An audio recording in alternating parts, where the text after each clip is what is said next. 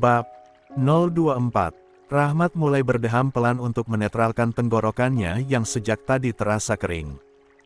Dia harus menjelaskan semuanya atau Cahya akan tetap salah paham. Saya melakukan ini sebagai permintaan maaf saya sama kamu, Cahya. Setelah mengatakan itu, Rahmat mengeluarkan kotak beludru dari saku pakaiannya dan membuka kotak itu di depan Cahya. Isinya adalah kalung yang Rahmat pilih di toko rekomendasi Pandu. Rahmat tidak bisa mengeluarkan kata-kata romantis, jadi dia diam saja. Cahya sendiri tidak tahu harus bereaksi seperti apa tiba-tiba disodori kalung seperti itu. Apa itu untuknya? Atau bagaimana? Dia bingung sendiri. Kamu tidak suka kejutannya, ya? Kalau begitu kita pulang saja. Rahmat mendesah kecewa. Dia menutup lagi kotak beludru itu dan berbalik hendak keluar. Belum mencapai pintu, Cahya langsung berlari dan memeluk Rahmat dari belakang. Meskipun sejak tadi Rahmat tampak tidak jelas dan tanpa ada kata-kata romantis sama sekali, tetapi Cahya bisa merasakan ketulusan dari pria itu. Cahya hanya butuh penjelasan saja, tapi Rahmat sepertinya memang tidak bisa mengungkapkannya. Galam kata-kata. Suka, Mas. Suka banget malah, bisik Cahya. Suaranya teredam punggung Rahmat, tapi pria itu masih bisa mendengarnya dengan jelas. Rahmat tersenyum senang. Ia berbalik dan menatap mata Cahya lekat-lekat. Jadi saya dimaafin. Cahya mengangguk sambil tersenyum. Akhirnya, Rahmat lega sekali. Mulai malam ini, itu artinya dia tidak akan tidur sendirian lagi. Mau renang? Tanya Rahmat tiba-tiba. Cahya langsung melepaskan pelukannya dengan ekspresi bingung. Aneh sekali tiba-tiba bertanya mau. Renang di malam bolong begini. Masa renang malam-malam, Mas? Di sini ada kolam renangnya. Airnya hangat. Mata Cahya seketika berbinar. Serius. Cahya langsung bergerak membuka pintu bagian dalam. Memang ada balkon luas yang berisi kolam renang pribadi di sana. Berenang di sana bisa sambil menikmati pemandangan kota yang indah di malam hari seperti ini. Cahya tampak girang sekali. Cahya yang terlalu senang tidak mengganti pakaian dulu malah langsung menceburkan dirinya pada kolam itu. Airnya hangat dan Cahya semakin takjub. Airnya beneran hangat, Mas. Seru Cahya. Rahmat tersenyum tipis melihat kilat penuh keceriaan di mata Cahya. Rahmat mengikuti Cahya setelah membuka jasnya dan meletakkan kotak kalung yang tadi di meja dalam kamar hotel. Dia lalu ikut masuk ke dalam air. Cipratan air dari tubuh Rahmat yang masuk ke dalam air membasahi wajah Cahya, tetapi wanita itu malah terkikik geli dan senang. Rahmat jadi ikut terbawa suasana. Dia lega bukan main melihat senyum di wajah Cahya mengembang. Pasti mahal banget ya Mas sewa gini-ginian. Lain kali nggak usah, Mas. Uangnya disimpan aja untuk kebutuhan yang lain, ucap Cahya. Tidak masalah kalau saya menggunakannya untuk orang yang berarti dalam hidup saya, katanya. Dan tentu saja kalimat itu bermaksud mengatakan kepada Cahya bahwa dia adalah orang yang berarti dalam hidup Rahmat. Cahya tampak gugup.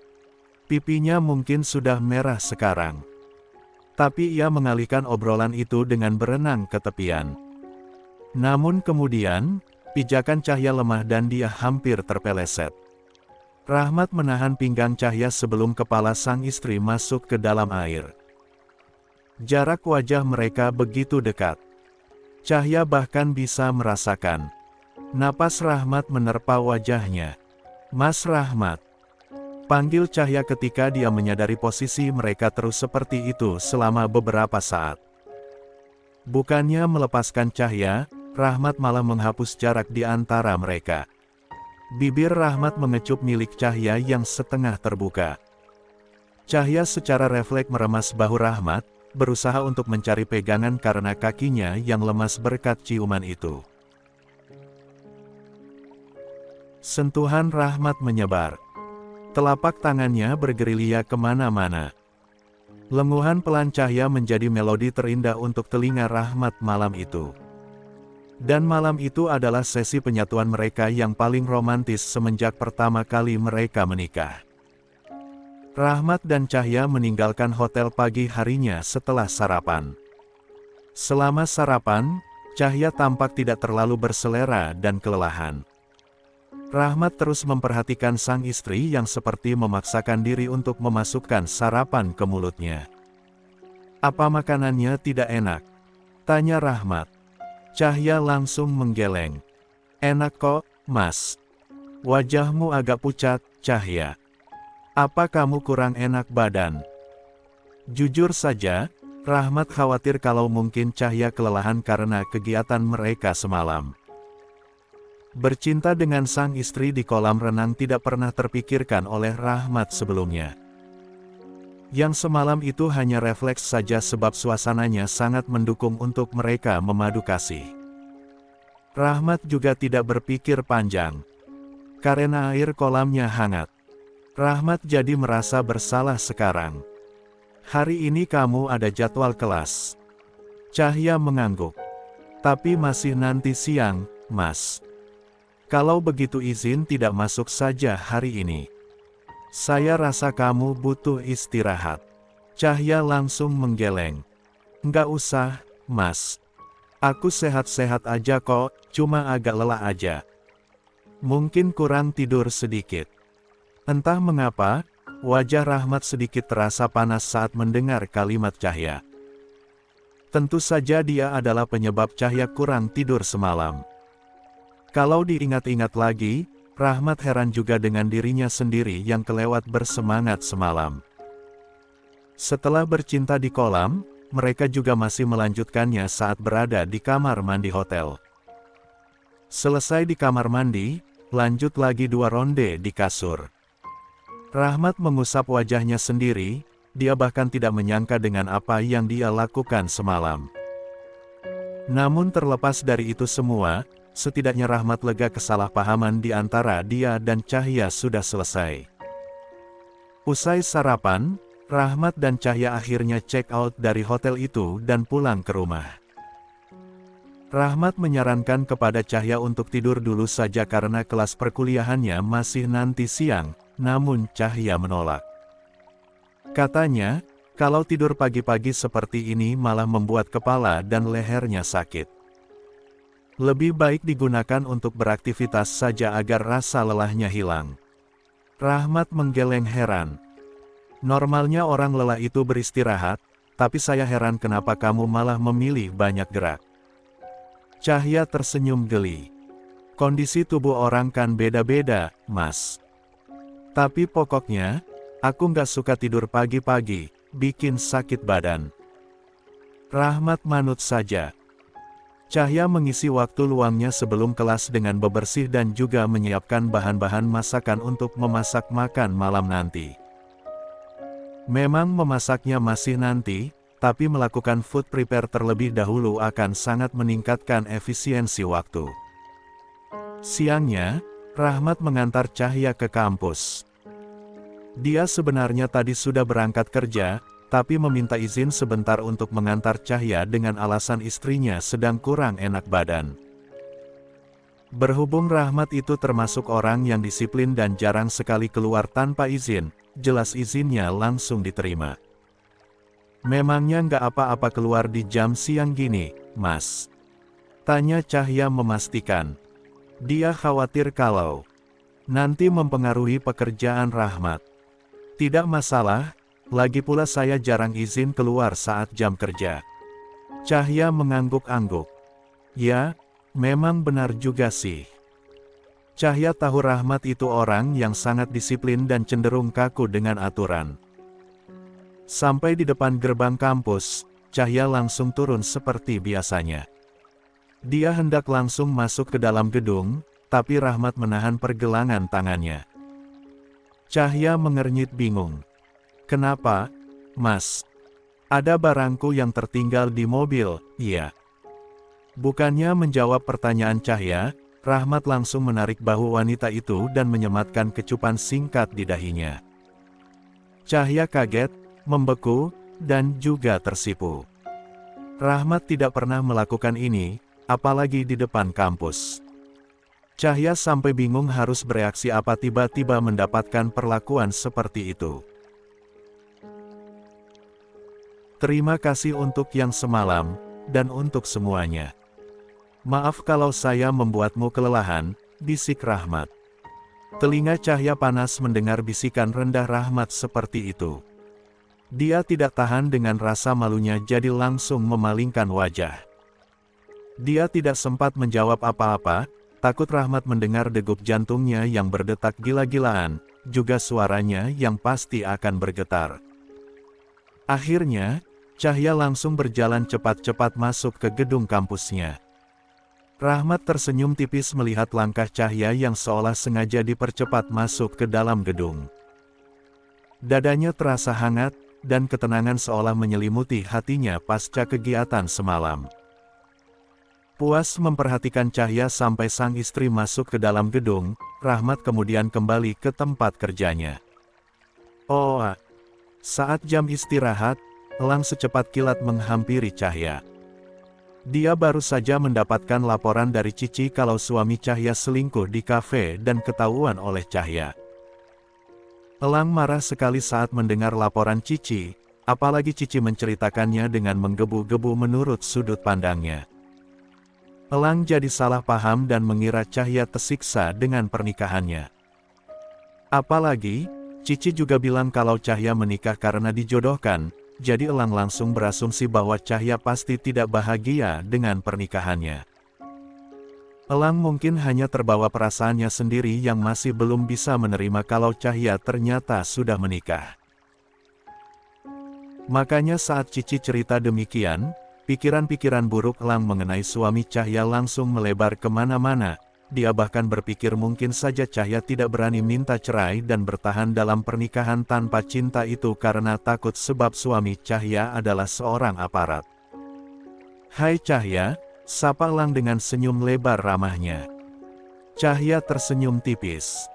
"Hai, Cahya, lo kalau ada masalah cerita aja sama gue, oke? Gue siap bantu apapun masalah lo. Oh, Cici juga bakal bantuin lo kok, jadi lo jangan sampai mendem-mendem masalah sendiri dan bikin sakit hati," ucap Elang panjang lebar. Cahya mengernyit bingung. Iya terima kasih. Karena Cahya tidak paham konteks omongan Elang itu soal masalah Rahmat dan Gracia yang disaksikan Cici kemarin, maka dia iya-iya saja. Cahya kira, Elang hanya berusaha memberitahunya sebagai teman yang baik kalau dia jangan sampai memendam masalah sendirian. Cahya justru senang. Dia berpikir, Elang dan Cici adalah teman yang baik dan sangat peduli kepadanya. Sementara Elang, dia menatap sendu kepada Cahya dan berpikir betapa sabarnya hati Cahya karena dia masih bisa tersenyum lembut seperti itu setelah menyaksikan suaminya selingkuh. "Cahya, gue serius.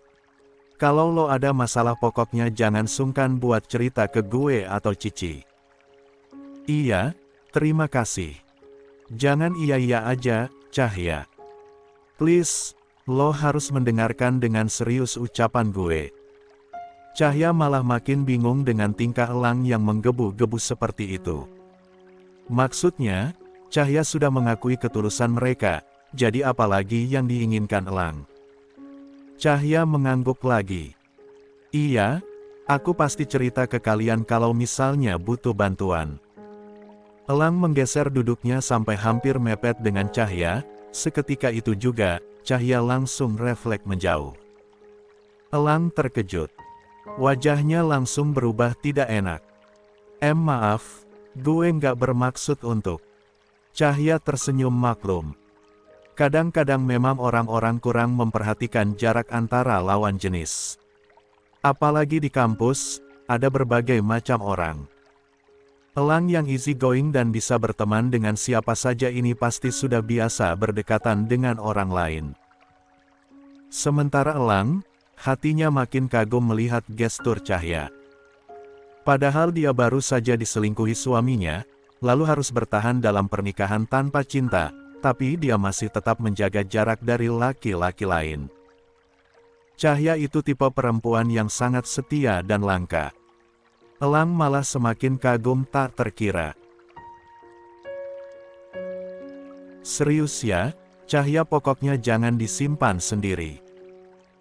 Cahya tidak mau ribet, jadi diangguki saja apapun itu ucapan Elang meski sebenarnya dia separuh tidak paham mengapa Elang sampai menegaskan hal itu berkali-kali.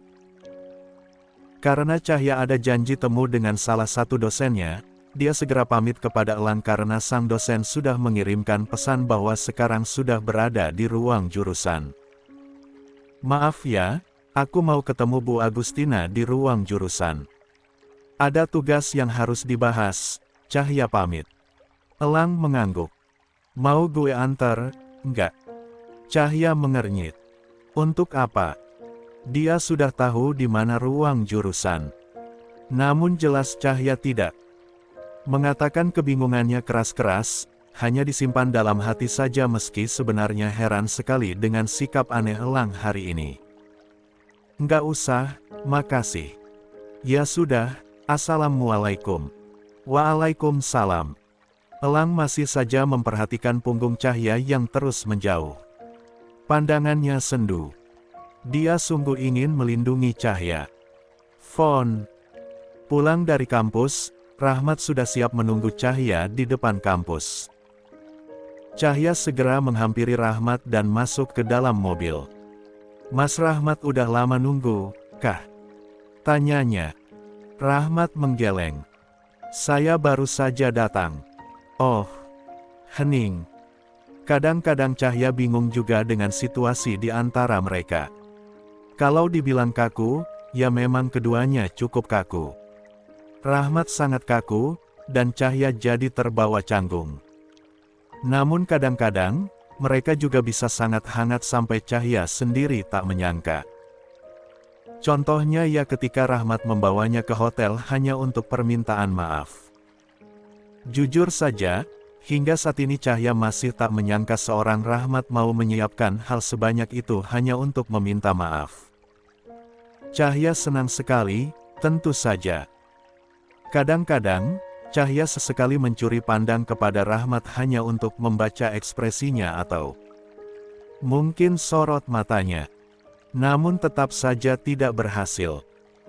Rahmat itu bagaikan misteri, dan Cahya sungguh ingin tahu lebih banyak tentangnya. Cahya, panggil Rahmat tiba-tiba. Cahya diam saja, dia masih fokus melirik Rahmat dan tenggelam dalam pikirannya sendiri. Cahya. Ketika suara Rahmat lebih keras, barulah Cahya sadar dari lamunannya. Dia malu sekali ketahuan memperhatikan Rahmat sampai-sampai refleks memalingkan muka. Ada apa? Ada sesuatu di wajah saya. Cahya menggeleng cepat. Enggak, Mas. Cahya bingung harus beralibi apa. Cahya, saya ingin kita bulan madu sebelum saya berangkat ke Lebanon. Cahya langsung menoleh. Kenapa? Oh, enggak, kan sudah setiap hari juga, Mas. Rahmat menghela napas. Itu bukan bulan madu, tapi bulan kurma, guraunya. Cahya langsung tertawa. Memang aneh mendengar seorang Rahmat yang kaku seperti kanebo kering itu bisa mengeluarkan candaan, tapi entah mengapa Cahya tetap merasa lucu. Padahal Rahmat mengucapkannya dengan wajah dan nada yang super datar. Oh iya, ibu bilang ke saya kalau dia ingin tinggal sama kamu saat saya sudah berangkat ke Lebanon nanti. Ibu akan senang kalau kamu mau tinggal ke sana. Cahya mengangguk. Rahmat memperhatikan Cahya. Kalau misalnya kamu tidak betah, ya tinggal pulang ke rumah kita saja. Ibu juga tidak akan memaksa kamu, Cahya. Mana mungkin gak betah, Mas. Pasti betahlah. Ibu, kan asyik banget. Rahmat tersenyum amat tipis dan mendesah lega. Dia senang jika Cahya merasa nyaman dengan keberadaan ibunya. 2 hari sebelum hari keberangkatan Rahmat ke Lebanon, perasaan keduanya semakin tak tenang. Baik Rahmat maupun Cahya bersikap seolah baik-baik saja, tetapi jauh dalam lubuk hati mereka, dua-duanya sama merasa tidak nyaman, gelisah, dan semacamnya. Rahmat menunaikan janjinya bahwa mereka harus bulan madu dulu sebelum Rahmat meninggalkan Cahya ke Lebanon. Dia mengajak Cahya ke sebuah penginapan asri di puncak Bogor. Sepanjang jalan berangkat, Cahya merasakan hatinya terus saja tidak tenang. Rasanya waktu seolah berjalan dengan sangat cepat. Sepertinya baru kemarin Rahmat bilang kalau dia akan ke Lebanon. Sekitar 2 minggu lagi, tapi sekarang sudah tinggal 2 hari sebelum keberangkatan. Cahya izin tidak masuk kuliah selama 2 hari, dan Rahmat sebagai salah satu anggota yang akan ke Lebanon memang diberikan hari libur sejak kemarin untuk persiapan. Rahmat mempergunakan kesempatan ini untuk lebih dekat dengan Cahya sebelum mereka berpisah selama setahun nanti. Sampai ke penginapan, Cahya baru kelihatan lebih cerah. Rahmat lega, sebab sejak berangkat sebenarnya dia peka dengan ekspresi Cahya yang tampak gelisah. "Wah, enak banget suasana di sini, Mas." Mata Cahya berkilat-kilat penuh kesenangan.